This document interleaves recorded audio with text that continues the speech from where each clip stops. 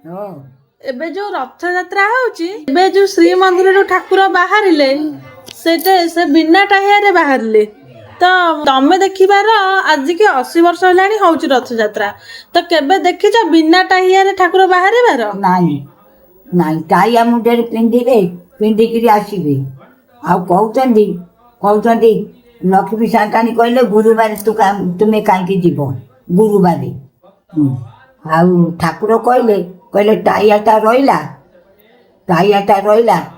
ଟାହିଆ ନ ପିନ୍ଧିଲେ ତ ମୁଁ ଯିବିନି। ଆଉ ଟାହିଆ ତୁମ ପାଖରେ ଥାଉ। ଗୁରୁବାର ବୋଲିକି ସେ ଟାହିଆ ଦେଇ ଦେଇକି ଆସିଲେ ମା। କହିଲେ ଟାହିଆ ମୁଣ୍ଡରେ ପିନ୍ଧିଲେ ମୁଁ ଯିବି ଯାତ୍ରା କରିବାକୁ। ଆଉ ଟାହିଆ ତ ନଦେଲେ ଯିବିନି। ଟାହିଆ ଦେଇ ଆସିଲେ ଯାଇଥାଇ ଟାହିଆ ଆସ୍ତା ପିନ୍ଧିଥାନ୍ତେ। ଦେଖିଲେ ଯେ ମେଘ ପକଉଛି ସବୁ ତାଙ୍କ ଜନ୍ମାନୀ ସବୁ ବେଗରେ ତିନ୍ତୁଛନ୍ତି। କହିଲେ ଠାକୁର ମୋ ଜନ୍ମାନୀ ତ ସବୁ ତିନ୍ତୁଛନ୍ତି ବର୍ଷାରେ ମୁଁ କାହିଁ ଟାହିଆ ପିନ୍ଧିବି। ଆଜ୍ଞା ମୁଁ ସେମିତି ଆସିଲି ସେମିତି ଦୁର୍ଦୁର୍କା ଆସିଲି।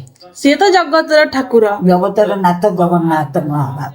ଆଜ୍ଞା ତାଙ୍କ ବିନା ତ ପତ୍ର ବି ସହିତ ହଲିବନି।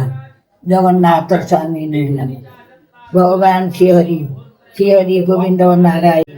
ଜୟ ଜଗନ୍ନାଥ।